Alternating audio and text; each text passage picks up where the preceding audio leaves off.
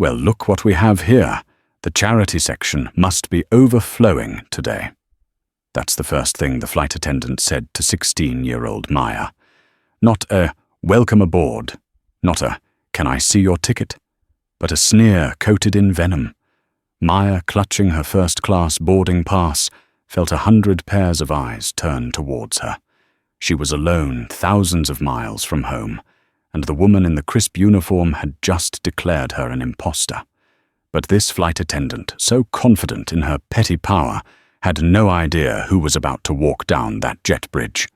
She was about to learn that some mothers don't just complain to customer service, they enforce federal law. The hum of the Boeing 777 was a symphony of possibility for 16-year-old Maya Washington.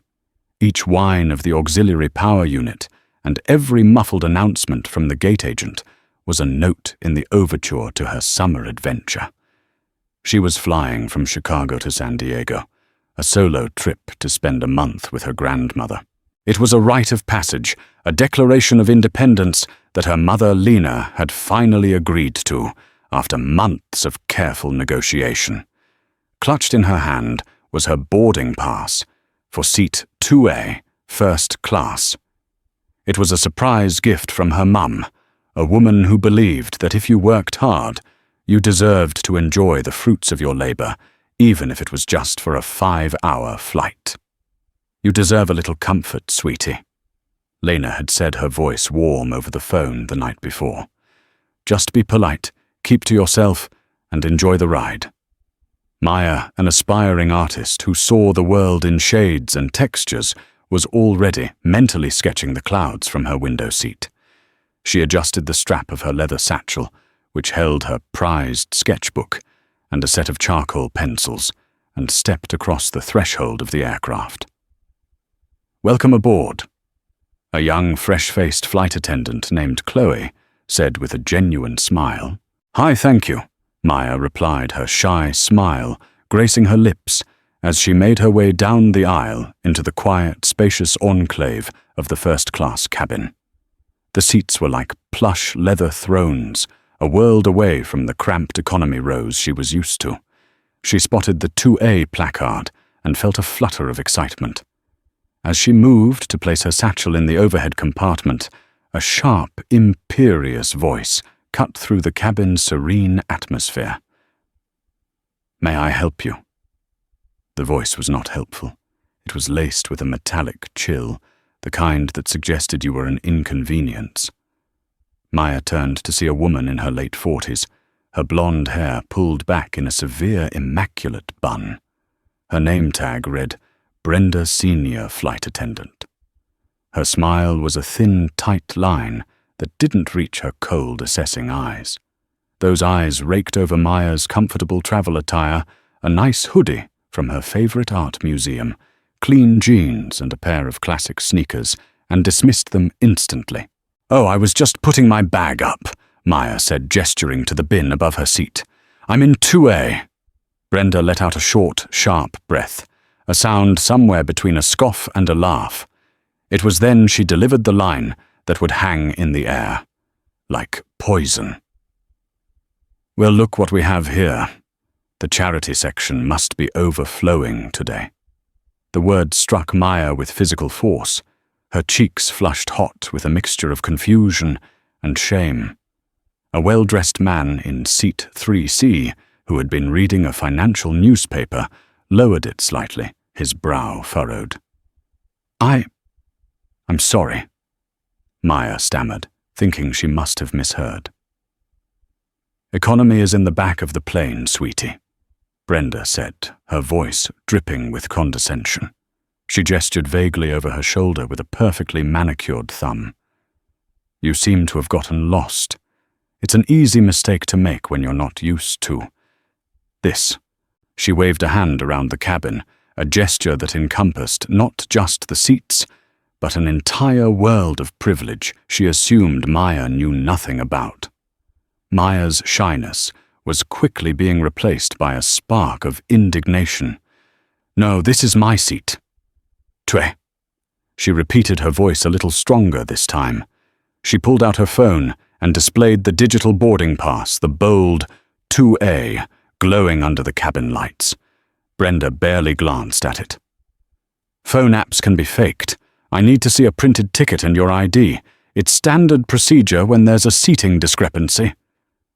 "But there is no discrepancy," Maya insisted, her heart starting to beat faster. "My name is Lena Washington, and my seat is 2A. My mother bought the ticket." The mention of her mother seemed to amuse Brenda. "Of course she did," she said, her voice syrupy sweet and utterly dismissive. "Now, if you don't have a proper printed ticket for this cabin, I'm going to have to ask you to move along. You're holding up the boarding process." Every word was a carefully chosen dart designed to make Maya feel small and out of place. Brenda was performing for the other first-class passengers, establishing her authority and reinforcing a social order that existed only in her head. She saw a young black girl in a hoodie and made a series of ugly assumptions. She couldn't possibly belong. She couldn't have paid. She must be a mistake, a stray who wandered into the wrong part of the world. The man in 3C, a Mr. Harrison, finally spoke up. "Ma'am, the girl showed you her boarding pass on her phone. That's what we all use now. Just scan it." Brenda shot him a look that could freeze fire. "Sir, I am the senior flight attendant on this aircraft. I have been with this airline for 22 years, and I am perfectly aware of my duties. I am responsible for the safety and security of this cabin, which includes verifying that all passengers are correctly seated." She turned her icy gaze back to Maya. "Now for the last time, please move to the rear of the aircraft where you belong." "I don't belong there," Maya said, her voice trembling but firm. "I belong here." The standoff was complete. The air crackled with tension. Maya stood her ground, her face a mask of humiliated defiance. Brenda stood arms crossed, the self-appointed gatekeeper of a world she had decided Maya was unworthy of.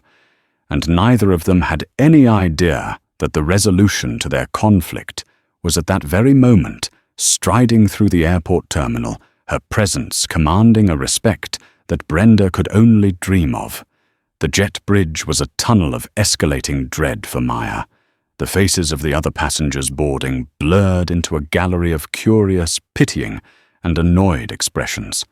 Brenda had created a bottleneck, and Maya was the unwilling centerpiece.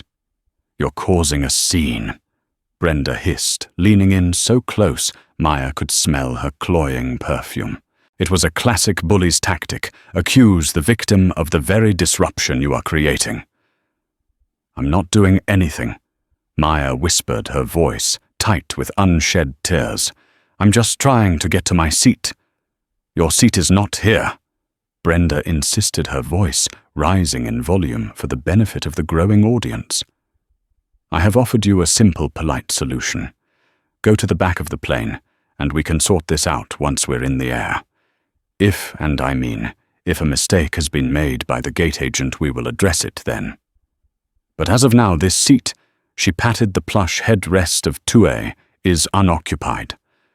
The sheer audacity of the statement denying Maya's very presence and claim was staggering. Mr. Harrison in 3C had heard enough. He unbuckled his seatbelt and stood up, a tall, imposing man in a tailored suit. "That's enough," he said, his voice a low baritone that commanded attention. "Her name is on the manifest, isn't it? My app shows the passenger list. Washington M, seat 2A. Just look it up on your own device instead of harassing a child." Brenda's face, already a mask of condescension, hardened into something uglier. Her authority had been publicly challenged by a passenger.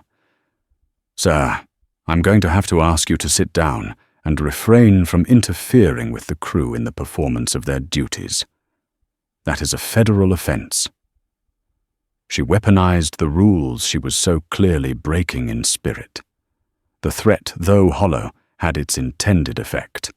Mr. Harrison, a corporate lawyer who knew the path of least resistance, gave Maya an apologetic look and sat back down, though he kept his phone out, discreetly aiming its camera towards the unfolding drama. Emboldened, Brenda turned her full attention back to Maya. "Now I have had it with this nonsense. You either walk to the back of this plane on your own 2 feet, or I will have airport security escort you. The choice is yours." The threat of security of being physically removed was the final humiliation. Tears welled in Maya's eyes, blurring the smug face in front of her. The younger flight attendant, Chloe, hovered near the galley, wringing her hands.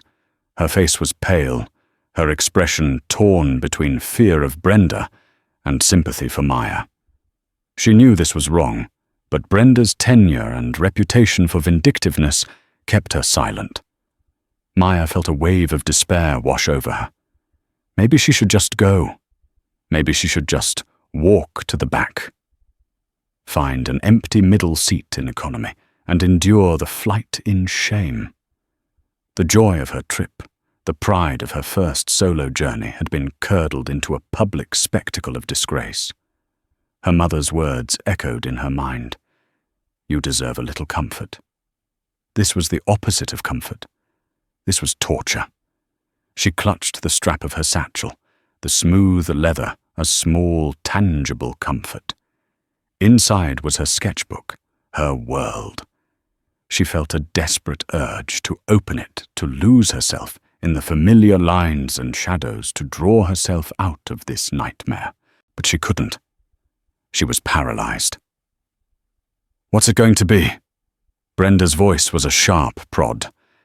Taking a shaky breath, Maya made a decision. She would not move. She would not surrender the seat her mother had bought for her. She would not validate this woman's bigotry. "No," she said, her voice quiet but unwavering. "Call security. I'll wait for them right here." Brenda's eyes widened in disbelief, then narrowed in fury. This was not the reaction she expected. She had anticipated tears and a panicked retreat. This quiet defiance was an infuriating challenge to her dominance.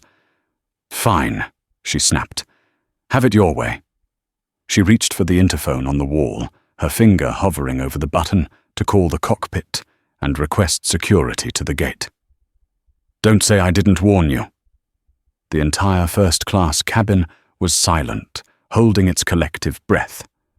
The last few passengers shuffled past, averting their eyes. Maya stood small and alone, but resolute. Her heart hammered against her ribs, a frantic drumbeat of fear and pride. She braced herself for the arrival of uniformed officers, for the walk of shame off the plane, for the phone call she would have to make to her mother, explaining how the entire trip had collapsed before it even began. The seconds stretched into an eternity. Brenda's finger pushed the call button. The stage was set for Maya's final crushing defeat. Just as Brenda began to speak into the interphone, a subtle shift occurred at the front of the cabin. The flow of boarding passengers had trickled to a stop, but now 2 final figures appeared in the entryway of the aircraft. Their arrival changed the very atmosphere on the plane. The first was a man in his 50s, with a neat grey suit and a nervous energy that made him constantly scan his surroundings. He looked like an accountant who had just been told the IRS was on the phone. But it was the person behind him, one hand resting gently on his elbow, who commanded the cabin's silent, immediate attention. She was a tall, athletic black woman in a dark blue polo shirt with U.S. Marshal emblazoned in stark yellow letters across the front and back. A tactical belt was slung low on her hips, holding a holstered sidearm, a taser, and a pair of handcuffs. The polished silver star of the U.S. Marshal Service was clipped to the belt, gleaming under the cabin lights. Her hair was tied back in a practical severe bun, not unlike Brenda's, but where Brenda's looked brittle and vain, this woman's looked efficient and professional. Her eyes, a deep, intelligent brown, swept over the cabin with a calm, assessing authority that made Brenda's manufactured dominance seem like a child's tantrum. This was Deputy U.S. Marshal Lena Washington, and she was on duty. The man she was escorting was a protected federal witness being relocated before a major trial. They were the last to board for security reasons, their presence meant to be discreet. But there was nothing discreet about the scene they had just walked into. Lena's professional gaze took in the tableau in an instant, the senior flight attendant, with a look of furious indignation, her hand on the interphone. The cluster of passengers staring openly, and at the center of it all her daughter, her 16-year-old child, standing alone with tears shimmering in her eyes, her face a heartbreaking mix of fear and defiance.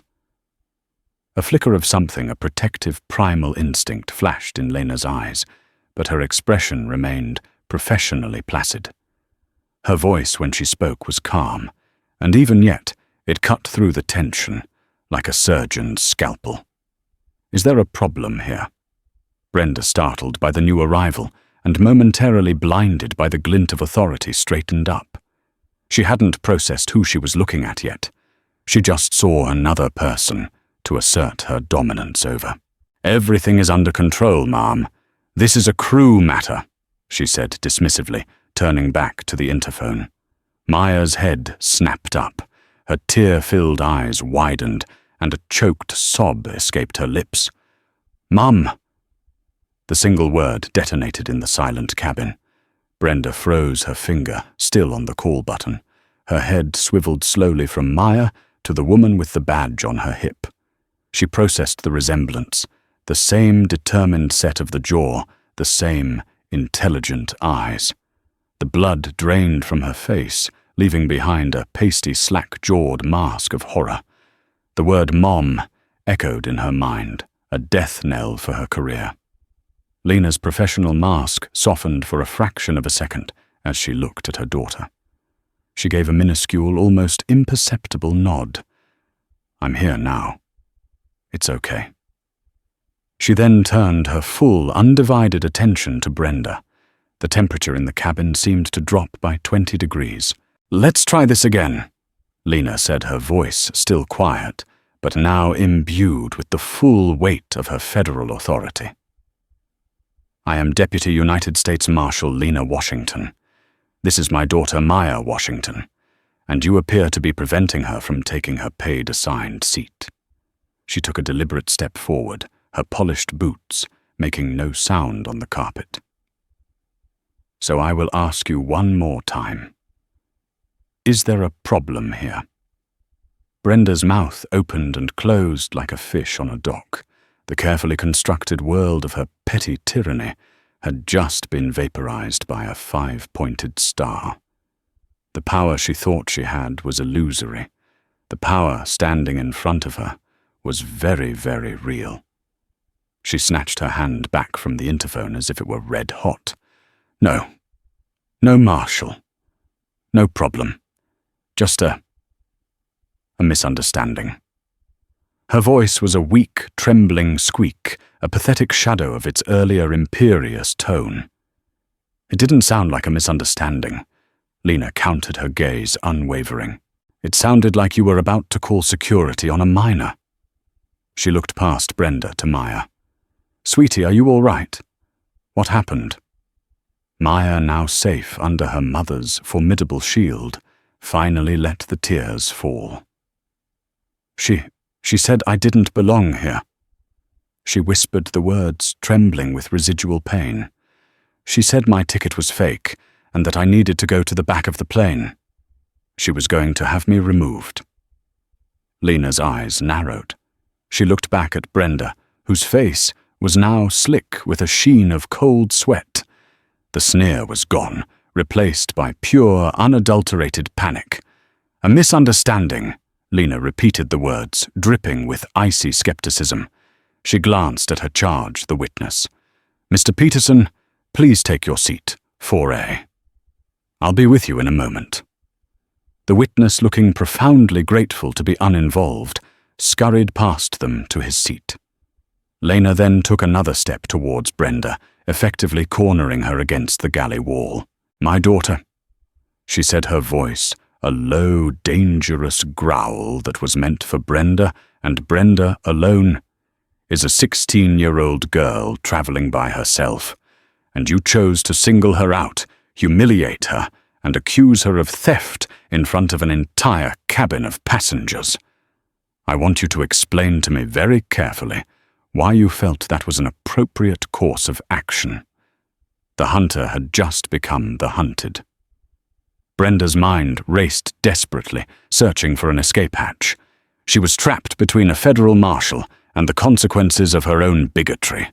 Her 22 years of service, her seniority, her carefully cultivated image as the queen of the cabin, it was all dissolving like sugar in hot water.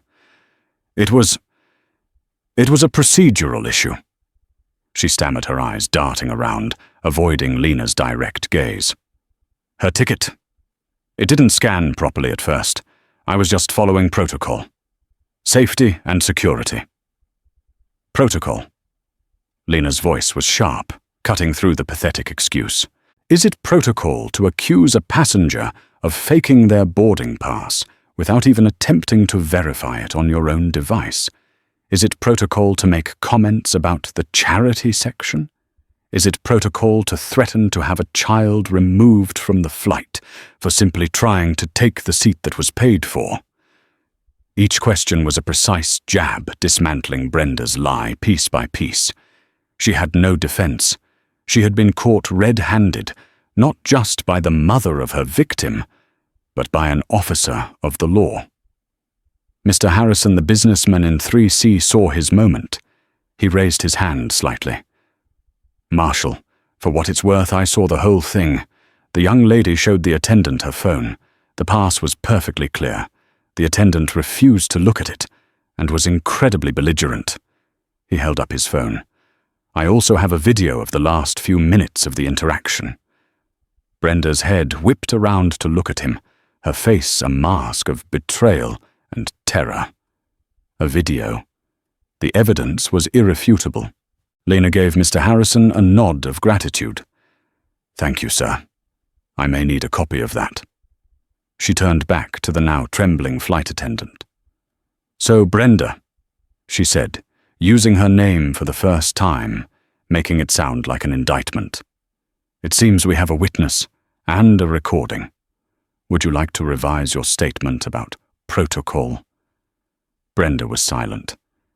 There was nothing left to say.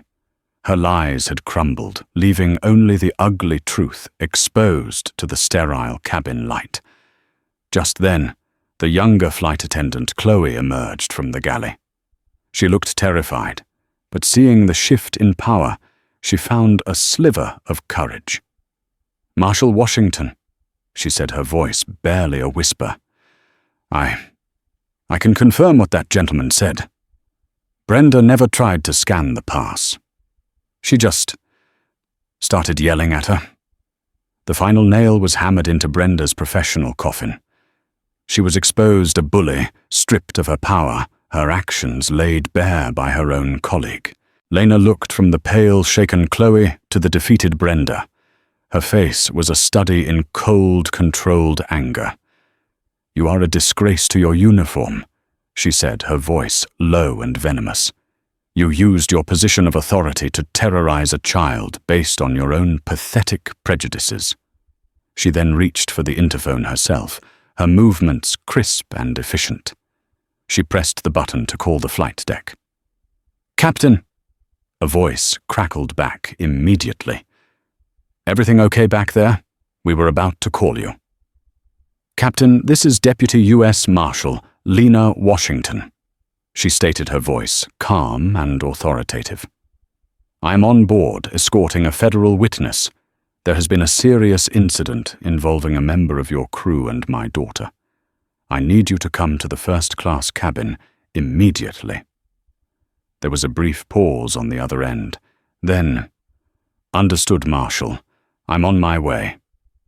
The click of the interphone being hung up was like the sound of a judge's gavel. Sentence was about to be passed. Brenda sagged against the galley wall, her face ashen. She looked at Maya, who was now standing next to her mother, sheltered and safe. For a fleeting moment, Brenda's expression was not of anger or fear, but of pure, unadulterated hatred for the girl who had brought this ruin upon her. It was a look that confirmed everything. She wasn't sorry for what she did. She was only sorry she got caught. Maya, seeing that look, didn't flinch. She just stood taller, her mother's strength flowing into her. The fear was gone, replaced by a quiet, steely resolve she didn't know she possessed. Within a minute, the cockpit door opened, and a distinguished man with silver hair and a captain's uniform emerged. Captain Miller took in the scene, the formidable U.S. Marshal, the tear-streaked face of the young girl beside her, and his own senior flight attendant, who looked like she was about to faint. "Marshal," he said, his tone serious and respectful. Lena didn't raise her voice. She didn't need to. In a calm, factual, and devastatingly precise manner, she recounted the entire incident. She told him what Maya had told her. She pointed to Mr. Harrison, who confirmed the account, and mentioned the video. She motioned to Chloe, who nodded her silent, terrified agreement. She laid out the facts like a prosecutor, presenting an open and shut case. Captain Miller listened intently, his expression growing darker with every word. When Lena finished, he turned his steely gaze on Brenda. "Brenda, is this true?" he asked, his voice dangerously quiet. Brenda looked at the floor, unable to meet his eyes. Her silence was her confession. "You made comments about her belonging in the charity section," he pressed. Silence. "You refused to verify her boarding pass and threatened to have her removed from my aircraft." Silence. Captain Miller's jaw tightened. He was a man who had spent 30 years responsible for the lives of thousands of passengers. He had no tolerance for crew members who compromised the safety and integrity of his flight for any reason, let alone raw, unprofessional bigotry. He looked at Lena. "Marshal, I am profoundly sorry. On behalf of this airline, I am horrified and deeply apologetic for what your daughter has endured." He then turned to Maya, his expression softening. "And young lady, my apology to you most of all. No one, and I mean no one, should ever be treated this way on one of my flights. This is not what we stand for." He straightened up, his decision made. The time for investigation was over. The time for action was now. "Brenda," he said, his voice ringing with finality, "gather your personal belongings from the galley. You are relieved of duty.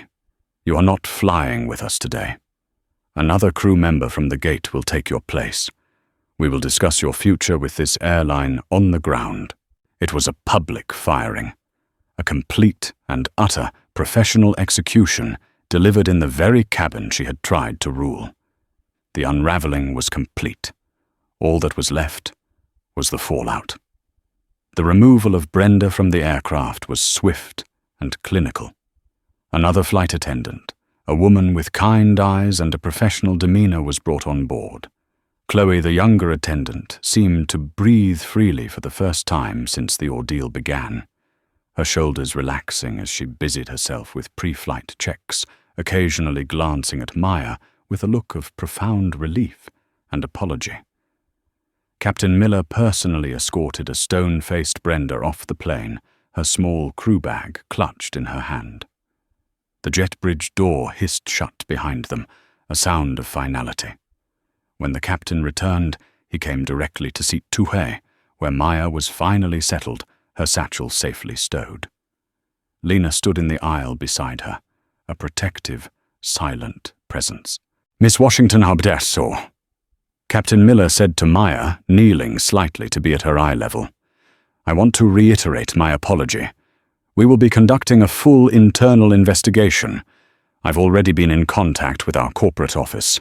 The passenger in 3C, Mr. Harrison, has agreed to email his video to me and our legal team. I can assure you appropriate and permanent action will be taken." He then looked at both Lena and Maya.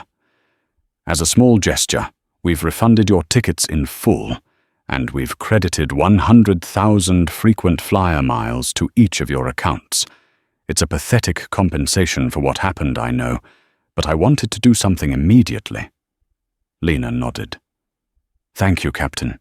We appreciate you taking this so seriously." "It's the only way to take it," he said grimly. "Now please, if there is anything at all you need during this flight, you ask for me directly." With a final apologetic smile for Maya, he returned to the cockpit. The cabin doors were armed, the safety demonstration began, and soon the powerful engines of the 777 spooled up. As the plane raced down the runway and lifted gracefully into the sky, Maya looked out the window. She saw the city shrink below a tapestry of lights and shadows. The ugliness was on the ground behind her. Up here in the clean blue air, she felt a sense of peace she hadn't thought possible an hour ago. Her mother sat down in the empty seat beside her 2B after checking on her witness in the row behind. For a few moments, they sat in comfortable silence, watching the clouds. "You were so brave, sweetie," Lena said softly, reaching over to take Maya's hand. "I was terrified." Maya admitted, her voice thick with emotion. "I wanted to run." "But you didn't," Lena said, squeezing her hand. "You stood your ground. You knew you were right and you didn't back down. That's a strength some people never find. I've never been more proud of you." A single tear rolled down Maya's cheek, but this one wasn't from humiliation. It was from relief, from love, from the profound and unshakable knowledge that she was not alone. The reckoning for Brenda was not slow in coming. It was a swift and brutal cascade of consequences. Before Flight 287 even landed in San Diego, the video Mr. Harrison had taken was already in the hands of the airline's corporate communications and HR departments.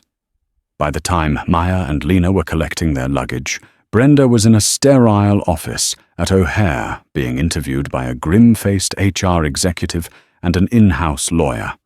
Her 22 years of service meant nothing against the crystal-clear video evidence and the testimony of multiple witnesses, including another crew member, and most damningly, a U.S. Marshal.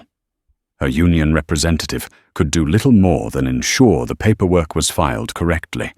She was suspended without pay, pending termination. But the airline knew that wasn't enough.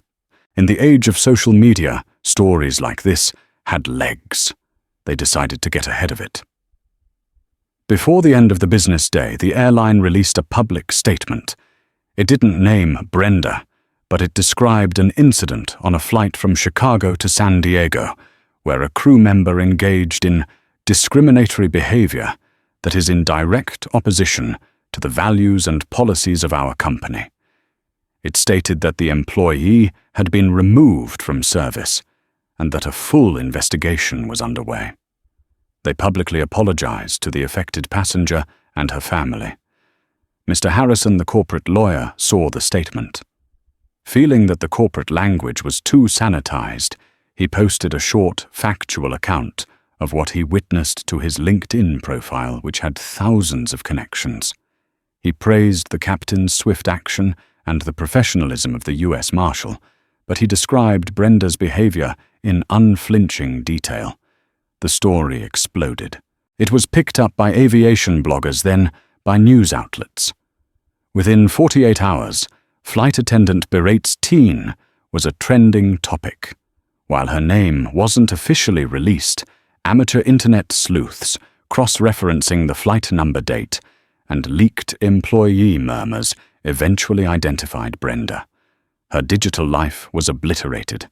Her carefully curated Facebook page, full of smiling travel photos, was inundated with furious comments. 2 weeks later, Brenda received her official termination letter. The cause cited was gross misconduct, including discriminatory harassment and creating an unsafe cabin environment.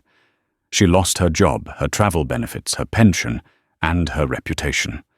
She had built her entire identity around her seniority and her uniform, and now both were gone.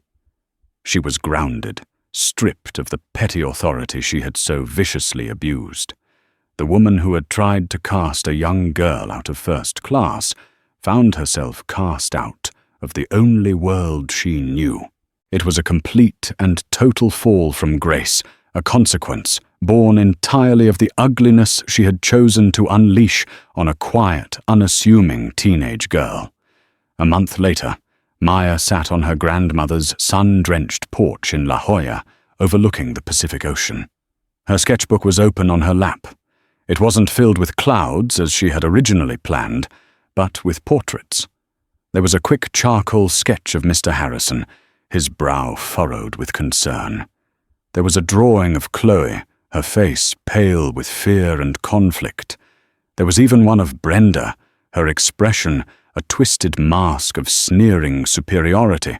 Maya found that drawing it was cathartic, a way of capturing the ugliness and robbing it of its power. But the last, most detailed drawing was of her mother.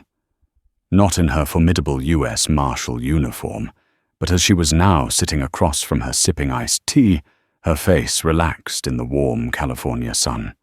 Maya had captured the strength in her eyes, but also the softness, the fierce, unconditional love that had been her shield. Her phone buzzed with a text from a friend back home. "Did you see the airline just announced a new mandatory diversity and de-escalation training program for all cabin crews effective immediately? They're calling it the Washington Initiative." Maya showed the text to her mother. Lena read it, and a slow, satisfied smile spread across her face. "Well, how about that?" she said. "Sometimes you push back on something ugly, and something good grows in its place." The incident had changed Maya. The shyness was still there, a quiet part of her personality, but it was now overlaid with a new layer of confidence. She had faced down public humiliation and raw prejudice, and she had not broken.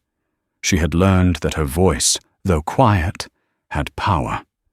She had learned that standing up for yourself, even when you are terrified, is its own form of victory. The flight to San Diego had started as a nightmare. Brenda's hateful words had been meant to shrink her, to make her feel worthless and small. But they had failed. In the end, the incident had only served to show Maya just how large her world truly was.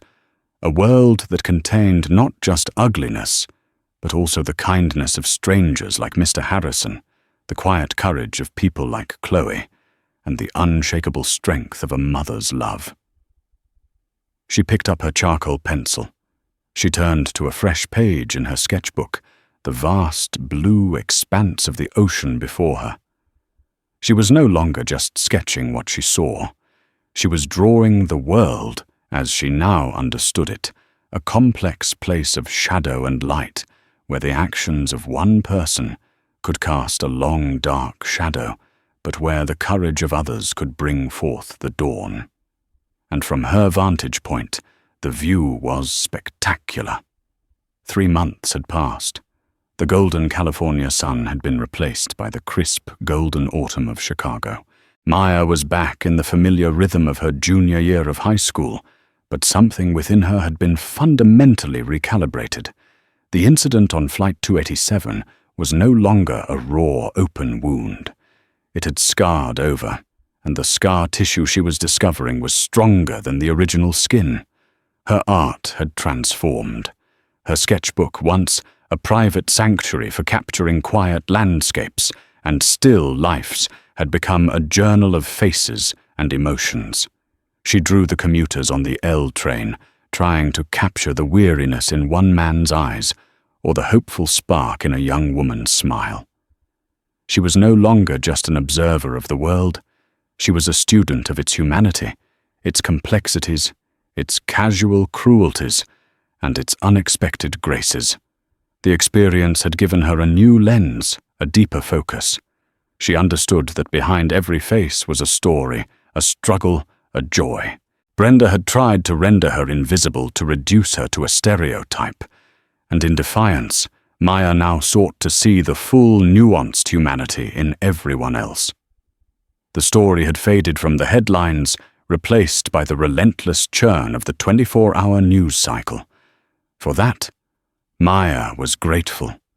The last thing she wanted was to be forever known as the girl from the plane. Yet the ripples of that day continued to spread.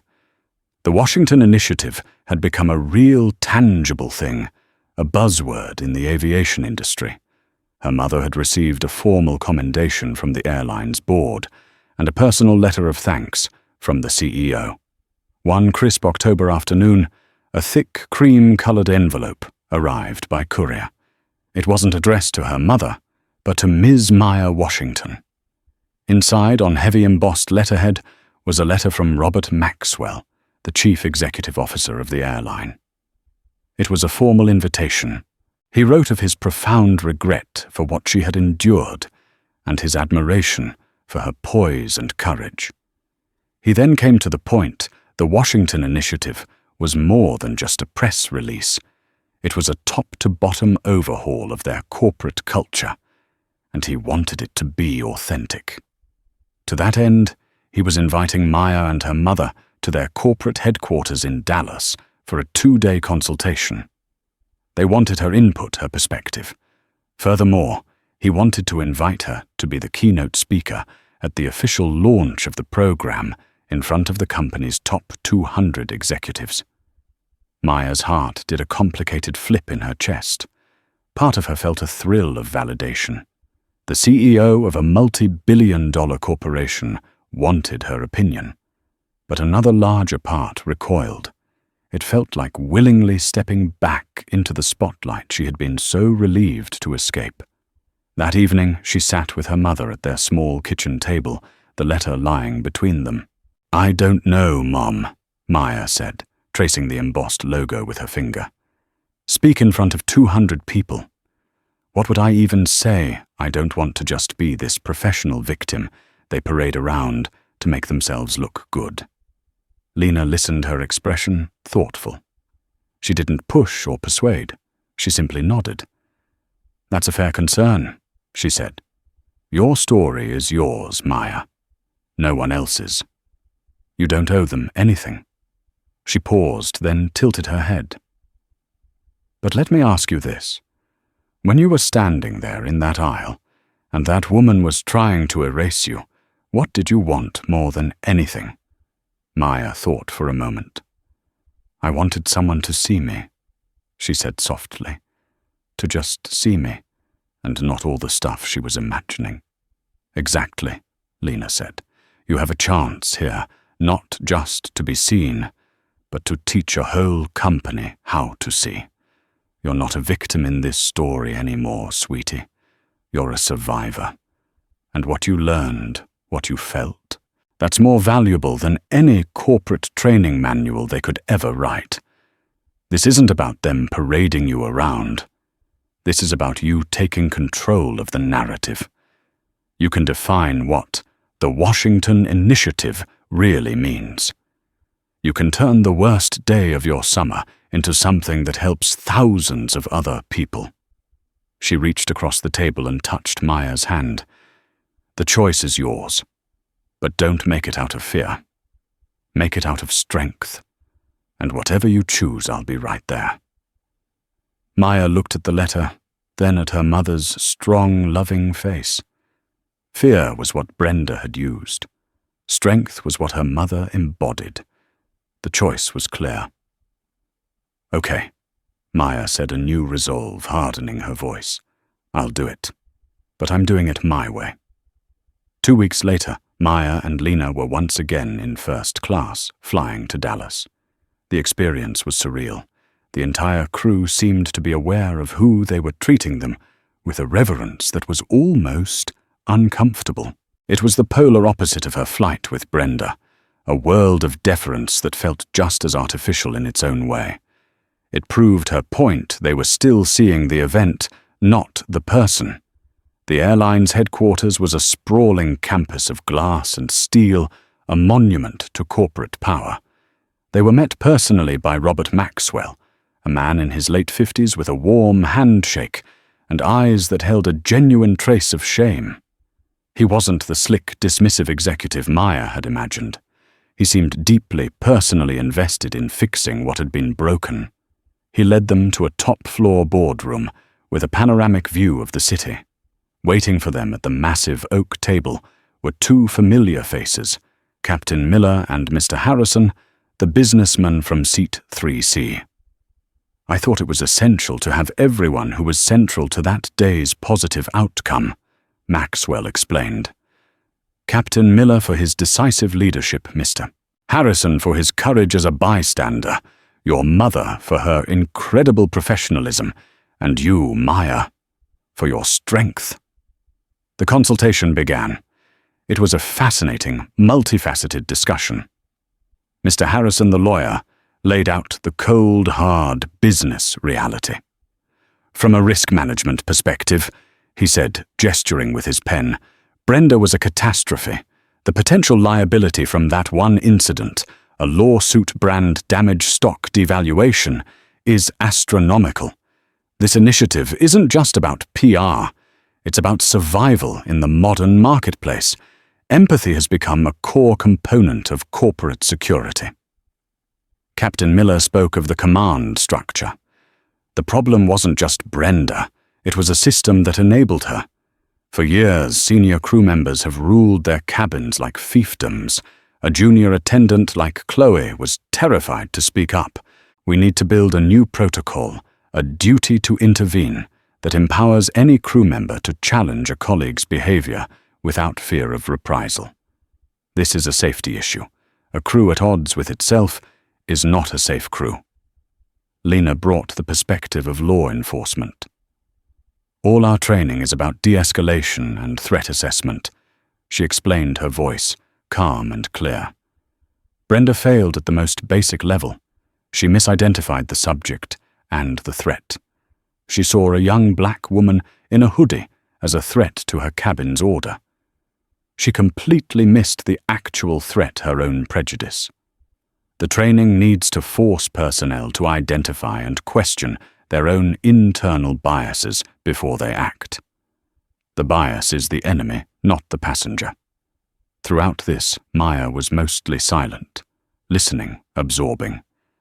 She felt a little intimidated by the high-powered adults dissecting the event in terms of liability and protocol. Then, Robert Maxwell turned to her. Maya, we haven't heard from you. What are we missing? Maya took a deep breath. She reached into her satchel and pulled out her sketchbook. She opened it and laid it on the table.